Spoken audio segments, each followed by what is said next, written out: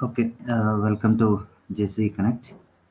In the previous class, we were discussing about the uh, some of the concepts um, related to the biological examination. Okay, so biological examinations. Uh, so, what exactly we are going to find out in biological examination of the water? Okay, so mm overall, the biological characteristics or the biological parameters um, we are going to classify into mainly four ways, that is bacteria, algae, viruses, protozoa, and one more you can add fungi here. Okay, so among that, so bacteria are considered to be a single celled plants, okay, because of their cell structure and the way they ingest food. Okay, bacteria occur in three basic shell shapes, that is rod shapes. That is first one. Normally, the name one of the famous bacteria, that is Bacillus. So Bacillus bacteria is in rod shape. Okay. Then speared shape, the bacteria name, that is Coccus, or you can call it as a cocci. Okay. This also we can call it as cocci. This also we can call it as cocci. Then spiral shaped or spirulus. You can call it as spirulus. Okay. In less than 30 minutes, so in less than 30 minutes,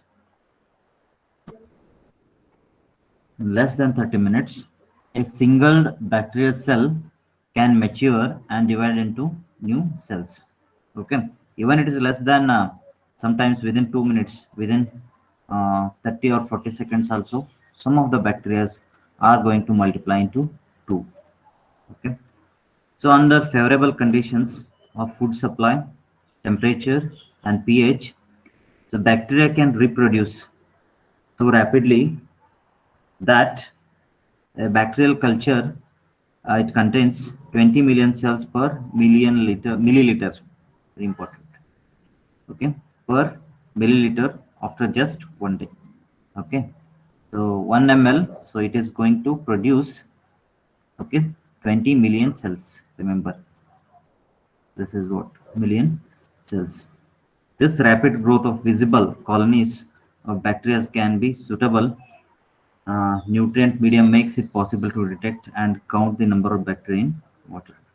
Okay, I already explained, okay, how exactly we are going to find out the all these bacteria or microbes microbes in lab. So I explained. We have to take petri plates.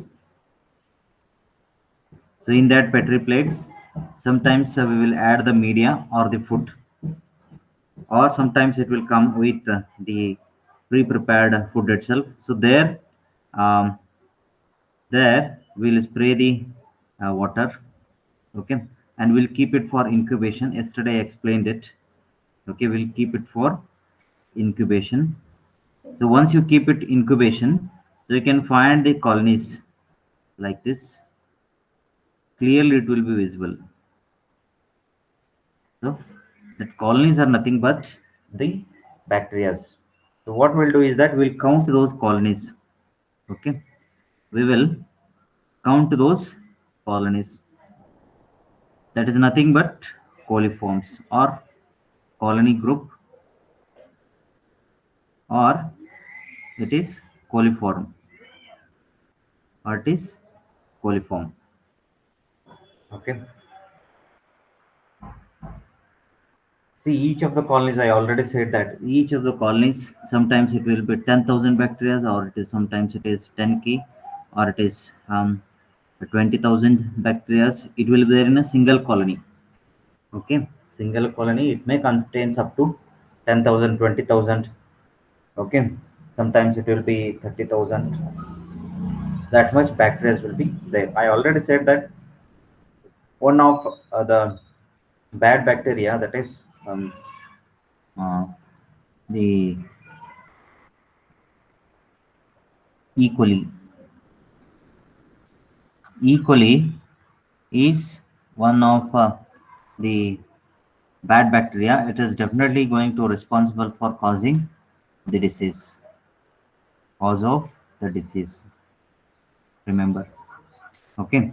If E. coli, if it is there in water, in drinking water, suppose if you drink it, okay, immediately the loose motion will start.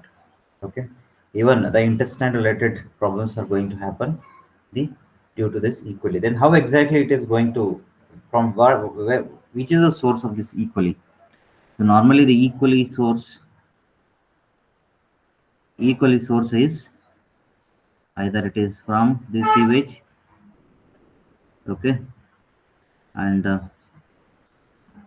sometimes even if the sewage, um, some of the food processing industries, there also you can find the E. coli, but majorly it will be available in sewage. Okay.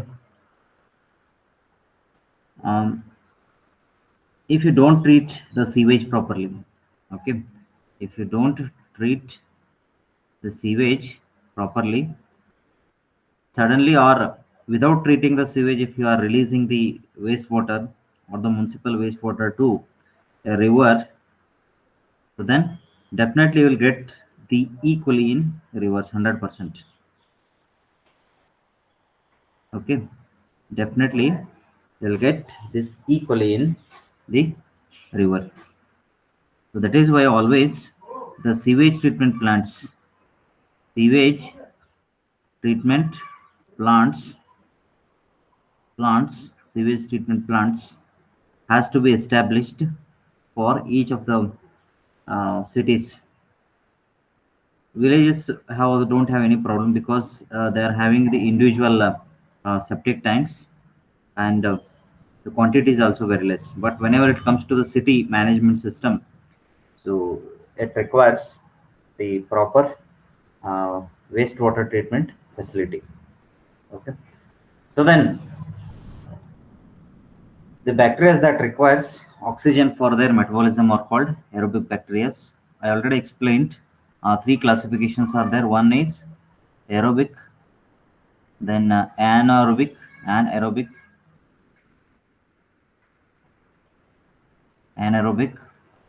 then then facultative, facultative bacteria.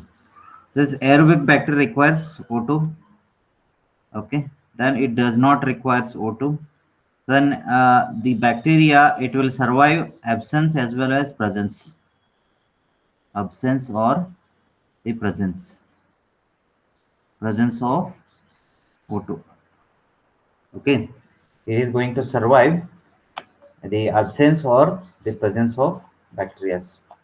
Okay, so majorly three classifications. One is aerobic bacteria, one more is anaerobic bacteria, and one more is facultative bacteria. So aerobic bacteria will survive in the presence of oxygen. Anaerobic bacteria, it is going to survive in the absence of oxygen, and facultative bacteria, it is going to survive um, in the absence of or the presence of bacteria. Okay. Then at low temperatures, bacteria grow and reproduce slowly. Very important. This has to be keep it in mind. Okay. At low temperatures, bacteria will grow and reproduce slowly. As the temperature increases, the rate of growth reproductions doubles in every additional of 10 degrees centigrade. Okay, every addition of 10 degrees centigrade, the growth is going to be doubled. For example, you have I told that 10,000 bacteria are going to be um, generate in um, 10 minutes Okay, at 20 degrees centigrade. Suppose if you increase it by 30 degrees centigrade, it will be a 20,000. Okay, it will be a 20,000 at low temperatures. So normally, if it is below uh, uh, less than 8 degrees centigrade, okay, the reproduction will be very slow. Reproduction will be slow. Okay, reproduction will be slow. Why? Because the activity will not be there. That is why even in your houses, always you will preserve most of your food as well as some of the materials in the fridge. The reason behind that, the activity of the bacteria is very low. Okay, and it will not be damaged. Okay, if it is not damaging or if it is not something is not happening to your vegetables or any of the food products, it means that the microbial uh, action is not happening there. So means the activity is very less.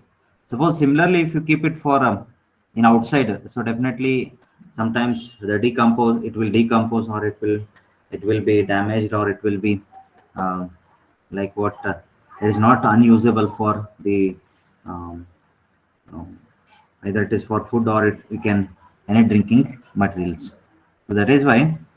Uh, and one more thing, you at 35 degrees centigrade. At 35 degrees centigrade, it will be the highest.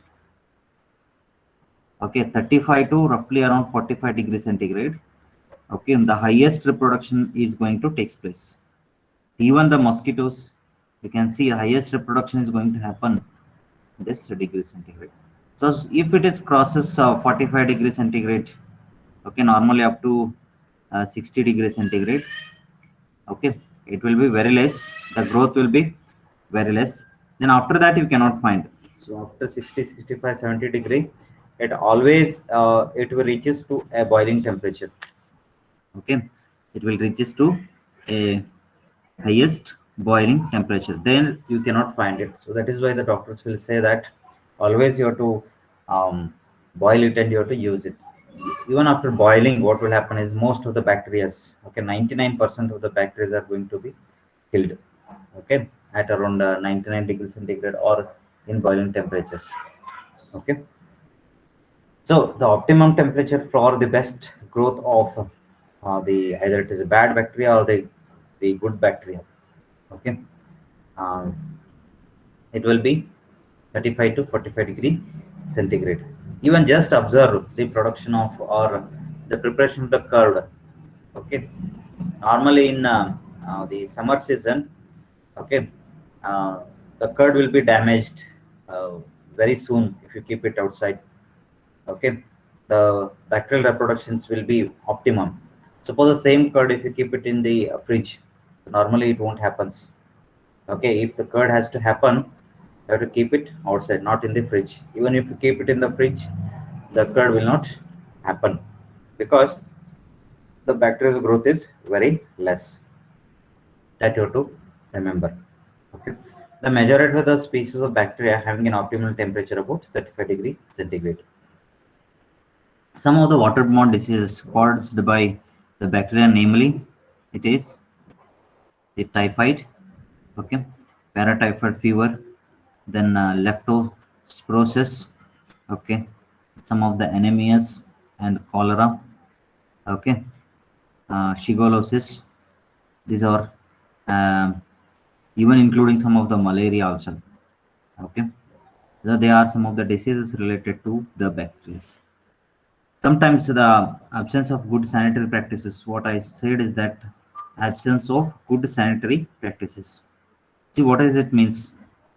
The good sanitary practices means suppose if you are not having the municipal wastewater treatment plant MWTP, or if you don't have MWTP, so then definitely what I said is that the E. coli is highest, then it is causing the disease called the the intestine related disease. Okay, some of the results in you can see this is gastroenteritis. Okay, definitely it is going to outbreak in a more some of the diseases. Okay. So then next it is about the algae. Okay. So they are autotrophic organisms and supports themselves by converting inorganic materials into organic matter by using energy from the sun. And during this process they take the carbon dioxide and give of the oxygen. So we have two types of organisms. So one is autotrophs and one more is heterotrophs. See, what is this autotrophs? See, these are some of the autotrophs and they produce the food by themselves. Okay, support themselves by converting, see, the inorganic materials into organic matter. Okay, by using the energy from the sun. During this process they take the carbon and so it is like a photosynthesis. Very simple.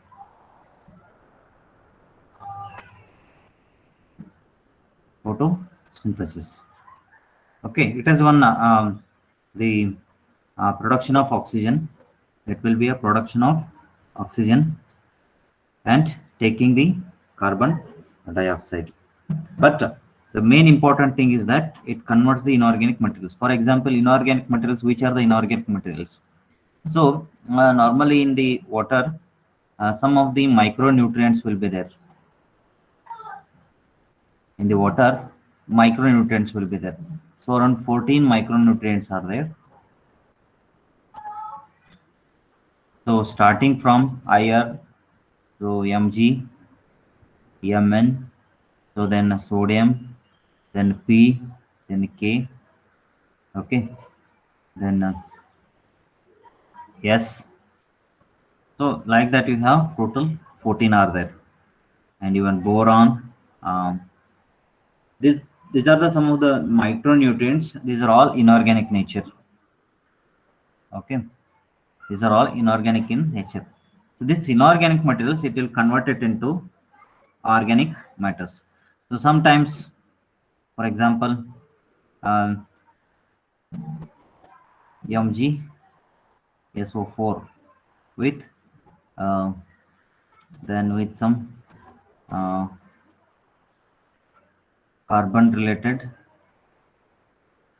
carbon related waste.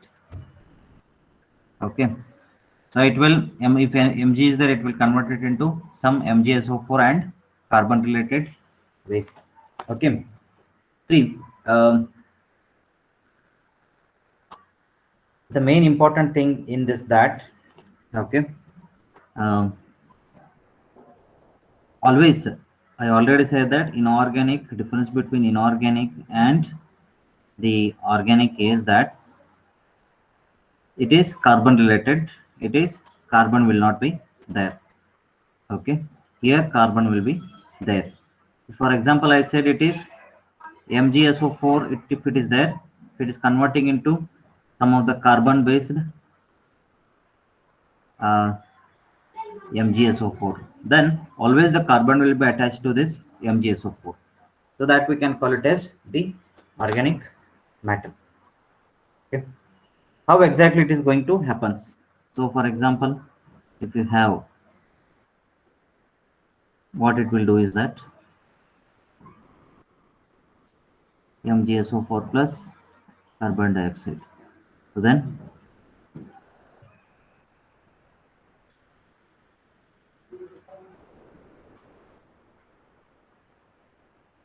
magnesium carbonate, it will form magnesium carbonate plus release of SO2. Okay, so like this kind of reactions are going to happen. Okay, so MgCO3 it is nothing but the carbon. Okay, carbon is there in that structure. This it is, I just given an example how exactly this is going to happen. Then, but heterotrophs, okay, heterotrophs will not prepare the food themselves. Remember, okay, it depends on the others. What it will, it is the just process of eating the other food. That's it. Okay, inside the metabolism, inside the plant, the food will not be produced, but the other type of the heterotrophs, some of the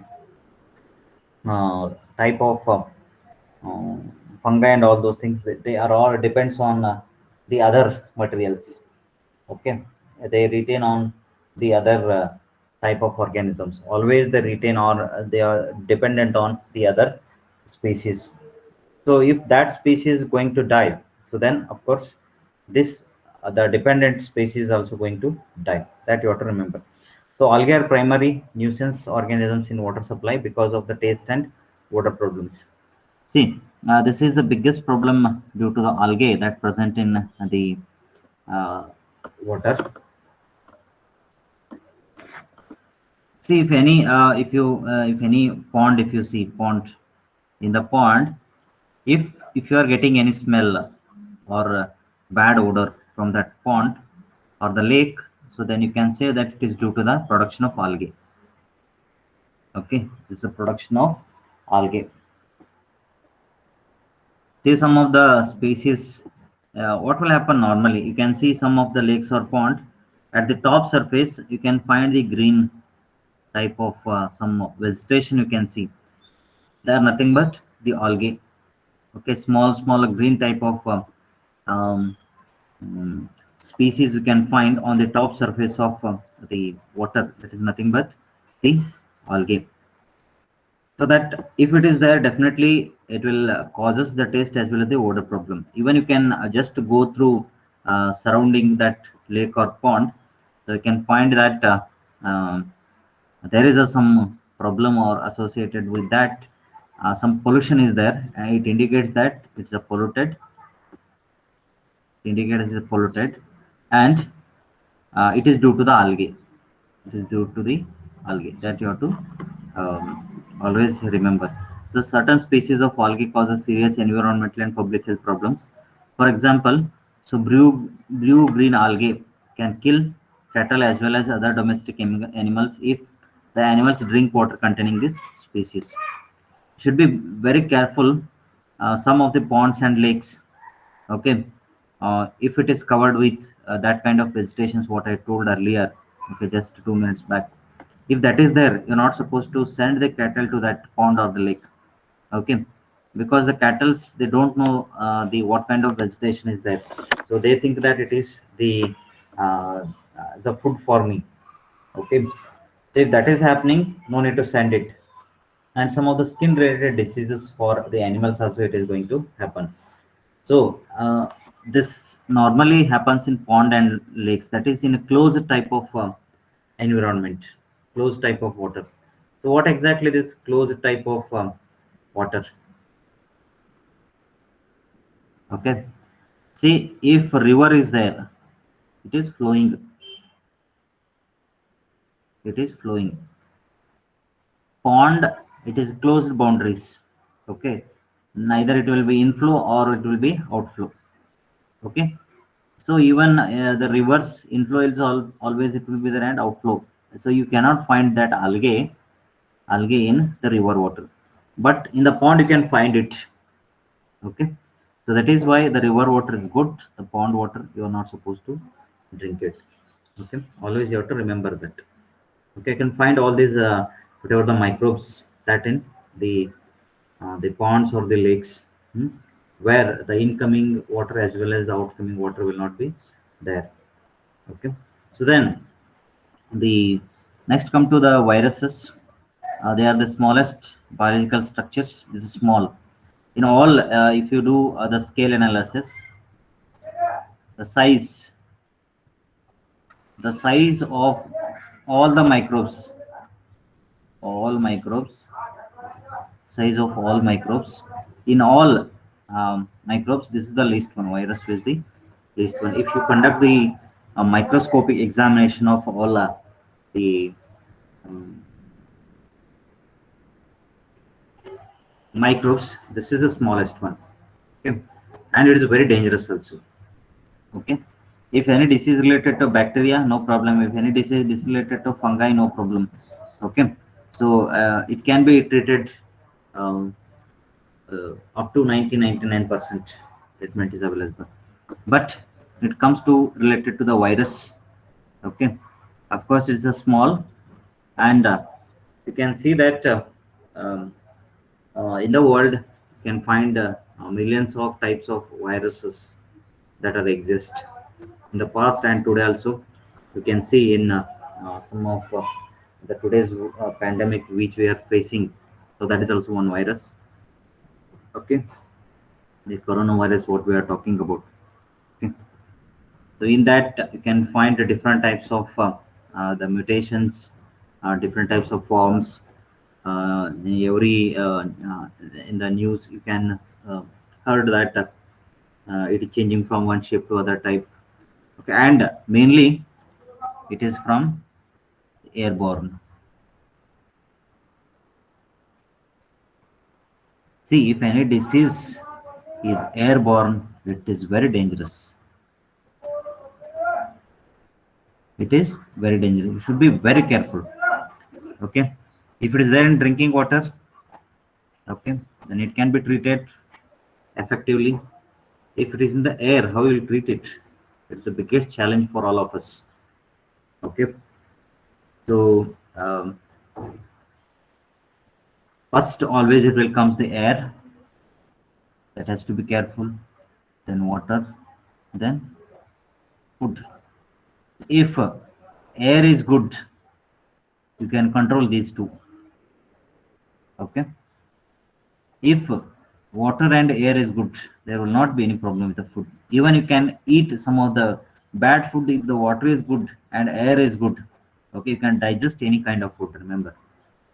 Okay, so always, because even without oxygen you cannot survive even a single minute.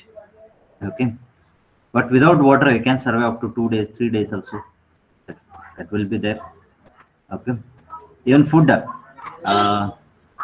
some 3 days, 4 days, 5 days, up to like some people will survive, um, survive up to 5 days, 6 days, 7 days, 8 days also.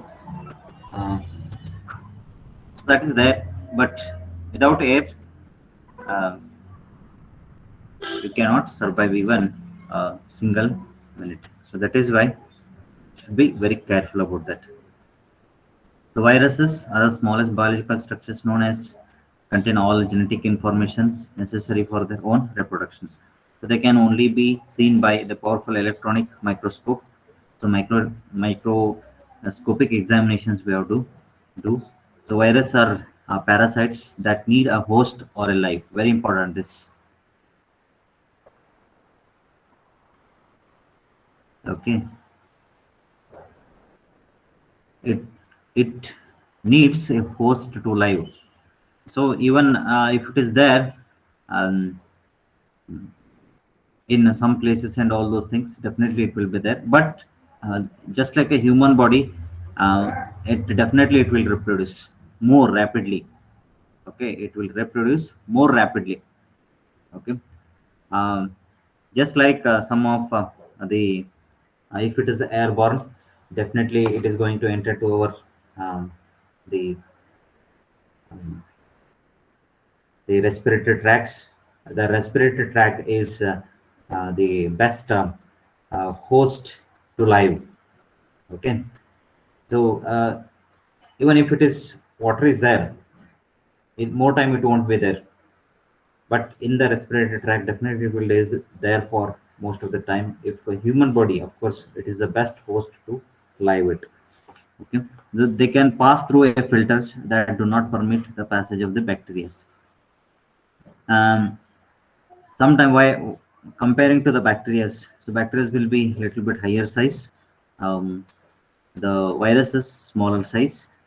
Okay, the waterborne viral pathogens are known to cause infections of hepatitis B and some of the polymyelitis. Okay, some of the hepatitis B.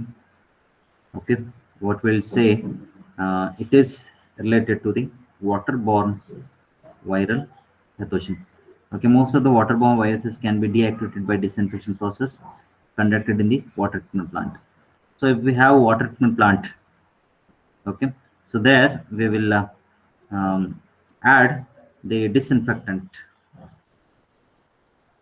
to kill these viruses. So some of the disinfectants normally the chlorine is then ozone O3. Okay, then UV rays. Even if you pass the UV rays, the pathogens are going to be killed. The pathogens are going to be killed. Okay, so this is going to happen in the water treatment plants. Okay, all these uh, are dangerous, but if it is there, remember overall you can just remember that in air, if it is there, very dangerous.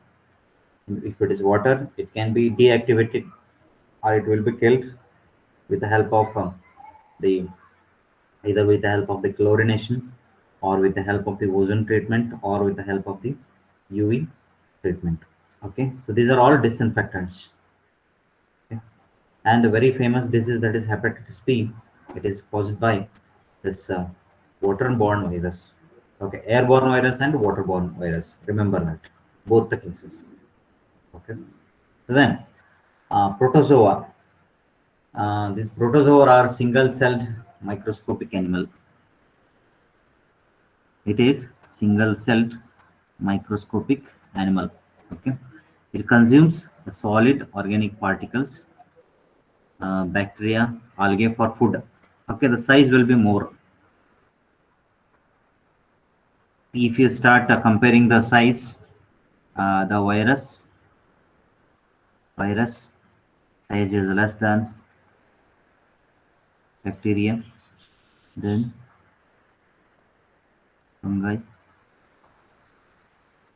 algae, then it will be protozoa.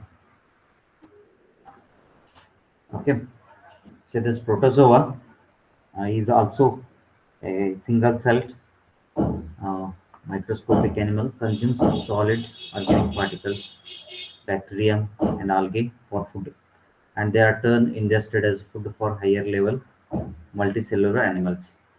Aquatic protozoa uh, are uh, floating freely in water, okay, and sometimes called zooplankton. They form cysts that are difficult to inactivate by disinfection. This you have to remember the thing. Difficult to inactivate. Difficult to inactivate. Why? Because in whatever the disinfectant, what I told, chlorine, then we have ozone, and you have UV. Okay, because of the size, because of the higher size, because of the higher size, it is very difficult to disinfect. But it is like they will float from when if it is on the top surface, it will move from one other place to other place. So definitely it will cause damage to even to the aquatic animals also.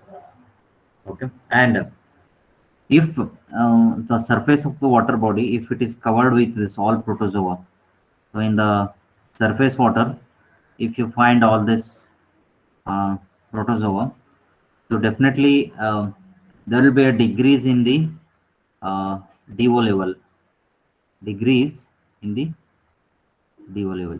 Why? Because um, the surface will not be exposed to the atmosphere, because once the surface of the water is covered with the protozoas or the floating animals, protozoa or the floating animals, the oxygen will not penetrate into the water. So once the oxygen will not penetrate into the water, the dissolved oxygen level is going to be decreased. Once the DO is going to decrease, so then, so what is our understanding from the previous studies that, or previous classes, that if the DO is very less or it is less than 4 to 5 milligram per liter, If it is less than 4 to 5 milligram per liter, then we can assume that it is polluted. Okay, we can say that it is polluted. That always conclusions you have to do it. See, and also some of the bottom based plants, some of the plants will be there in the ponds and the lakes. Okay, if the oxygen as well as the light will not penetrate, remember, if the surface water is not clear, if it is occupied by, if the surface water is occupied by some of the protozoa and algae, some of the protozoa and algae, the light will not penetrate, as well as the once the light will not penetrate, we know that photosynthesis will not happen. Photosynthesis will not happen, because photosynthesis we require the sunlight. So once the photosynthesis will not happen, then oxygen will not be produced. So then oxygen will not be produced. Okay. So the algae and protozoa is related to, directly related to the water pollution. Okay. And how these are activated, or when it will be active. Suppose if you are sending the sewage directly to the pond, so then your sewage, it is rich in NPK. Always your sewage rich is in, as a nitrate will be there, phosphates will be there, and potash it will be there. It is rich in NPK. So these are nothing but nutrients for the plant growth.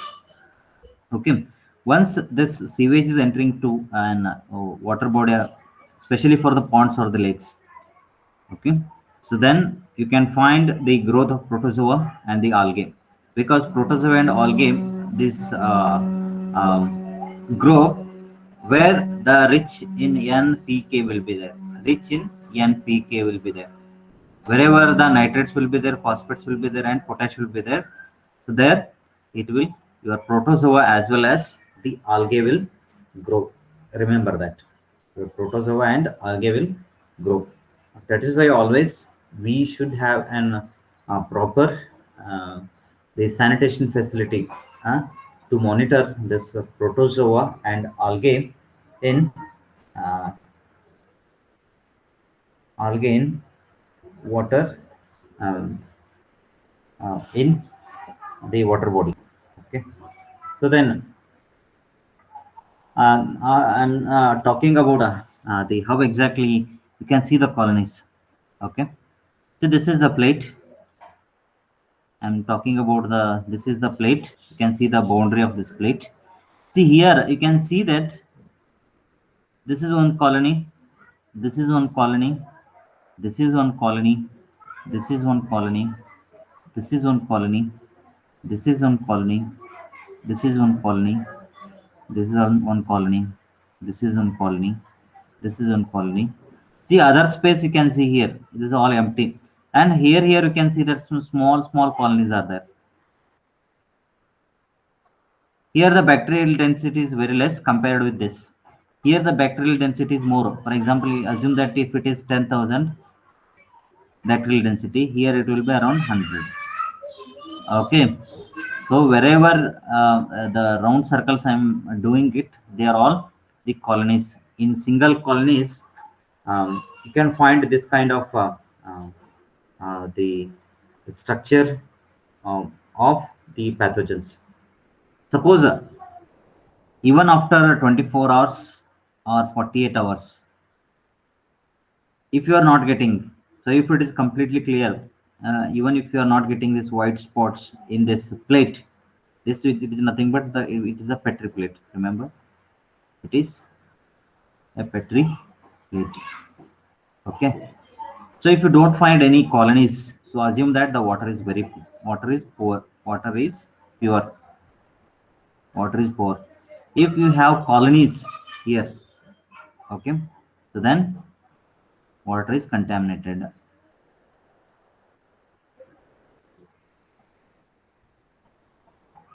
Water is contaminated with the pathogens. Contaminated with the pathogens. Okay.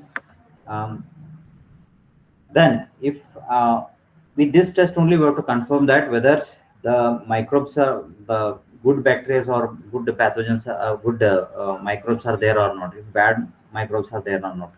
See, even some of the bacteria which are responsible for preparation of the curd, even if you give some of the samples, um, um, and if you mix with the curd, even if you pour that water into this petri plate, okay, so you will get a very small like the structures, okay, but you may not get this. If only equally type of bacteria are there, so then we can find this kind of structures. And here also remember, some of the bacteria, okay, here you can see some white type of colonies, but some of the colonies you can find the reddish, okay, some of the colonies with reddish with a crown in the center, crown in the center, that is a different the bacteria, okay. So the indication is totally different. So different bacteria will be different indication, okay. And whenever if you are targeting the, for example, bacillus, what we are talking about, if you are targeting that, you have to use the different media for that, okay. See, always this whatever the colonies are formed on the media, on the food itself. Media is nothing but food. Some usually I already said that you have to pour the media first, on that you have to pour the bacteria containing the water, but on that it will grow, okay. So again, the different types of tests are there in this. Okay? This is the first stage of confirmation that the water is contaminated. So with this you can conclude that the water is contaminated. Still, I already explained one test called the MPN test. With the help of the MPN test also you can confirm, okay, whether the colonies formed are correct or not. You can confirm with the help of that MPN test. That's the most probable number. That I'll explain it later. Maybe in the next class I'll explain that. Of course, in detail is not required, but still, okay, how exactly this pathogen can be detected in the water sample. Okay, so that we are to see it. Okay, this is most probable number. This I'll explain it in the next class. Okay, if this is over, so we are going to complete the 80% of the second uh, module, or 90%, you can say 90% of the second module. So another one class is there, one or two classes to complete that. So we'll move on to the some of the things we already covered in the third module. Okay, some of the concepts we already covered in the third module. Okay, that I'll explain it, which are the things we have covered, which is not covered. Okay.